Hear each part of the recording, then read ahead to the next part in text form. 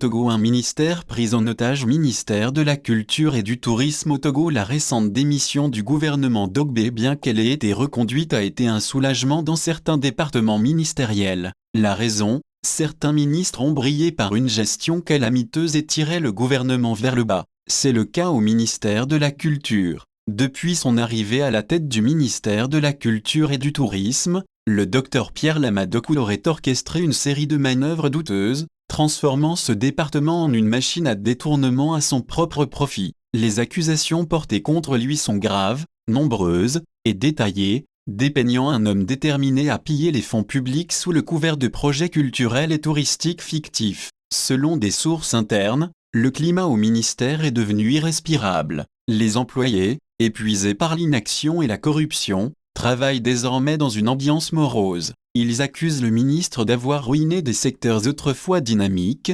notamment en s'enrichissant aux dépens des activités culturelles et touristiques. Parmi les nombreuses accusations, la stratégie du ministre de diviser les agents pour mieux régner et piller les ressources du ministère est pointée du doigt. Cette tactique aurait permis au docteur Lamadokou de verrouiller le système et d'opérer en toute impunité. L'une des affaires les plus retentissantes concerne la gestion des hôtels d'État. Adapaong, un dépôt à terme de 100 millions de francs CFA, épargné depuis des années, aurait été vidé par le ministre sous prétexte de financer des travaux. Le résultat, une maison luxueuse construite à Kara, dont les carreaux proviendraient des mêmes fournisseurs que ceux utilisés pour l'hôtel de la ville. Les hôtels d'État, autrefois prospères, sont désormais à genoux, incapables de payer leurs salariés. À Niantougou, une plainte pour non-paiement des salaires a été déposée, illustrant le malaise au sein de ces établissements. Il a vidé les comptes des hôtels d'État. À Dapaong, il y avait un dépôt à terme de 100 millions,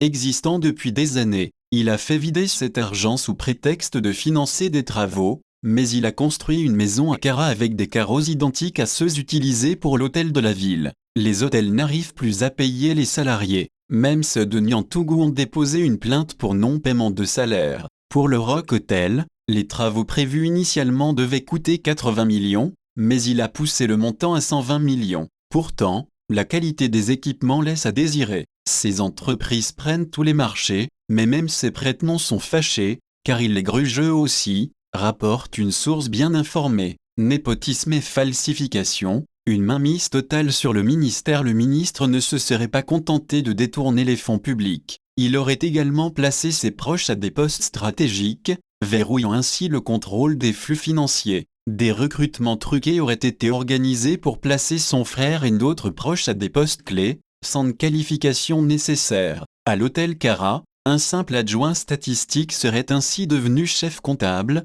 responsable de verser les sommes détournées au ministre. Il a organisé un recrutement pour les comptables des hôtels d'État, où c'est lui-même qui a composé les preuves. Il a fait passer ses pions, dont son petit frère, qui n'a même pas le diplôme requis, mais qui est comptable de l'hôtel 30 août. Le chef comptable de l'hôtel de Kara est un adjoint statistique qu'il a promu. C'est lui qui lui verse toutes les sommes détournées, poursuit notre source. Les fausses factures et les documents falsifiés semblent être la norme sous la direction du docteur Lamadokou, qui a même été accusé d'organiser des activités fictives pour justifier les décaissements de fonds. Entreprises fictives et travaux bidons. Le docteur Pierre Lamadokou aurait également utilisé des entreprises fictives pour s'approprier des marchés publics. Des sociétés telles que Duoplu, Catinter, Tougo et Perspective Group seraient impliquées dans ces détournements massifs. Pire encore, les travaux réalisés, quand ils le sont d'une qualité douteuse, bien en deçà des montants astronomiques débloqués pour ces projets.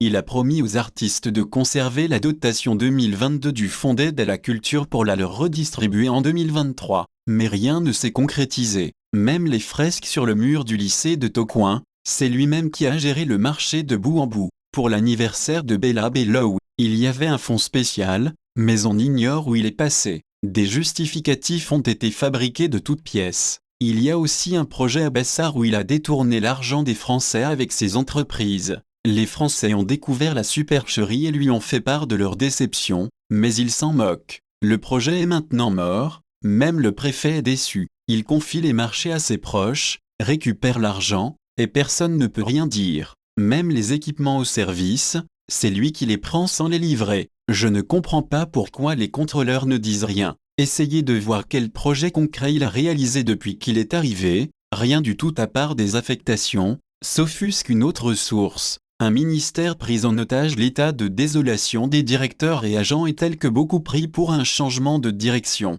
L'impact de cette corruption systématique est visible à tous les niveaux, avec des projets abandonnés, des activités culturelles en déclin, et un sentiment général de frustration parmi les employés. Les accusations portées contre le Dr Lama Doku révèlent un système de pillage bien huilé, où le népotisme, la corruption et l'intimidation sont les maîtres mots. Les agents, aujourd'hui épuisés, appellent à l'aide, espérant qu'une enquête approfondie sera menée pour mettre fin à ce règne de la terreur économique. Les noms des prête-noms, les documents falsifiés et les projets détournés ne demandent qu'à être révélés au grand jour. La balle est désormais dans le camp des autorités compétentes, si elles osent affronter ce véritable criminel économique. En tout cas, durant ces 4 années à la tête de ce ministère, Dr Lama Doku aura réussi son pari, mettre sa famille à l'abri. Selon des informations précises, ce dernier aurait acquis une résidence luxueuse aux États-Unis, notamment à Chicago, où résideraient actuellement ses proches.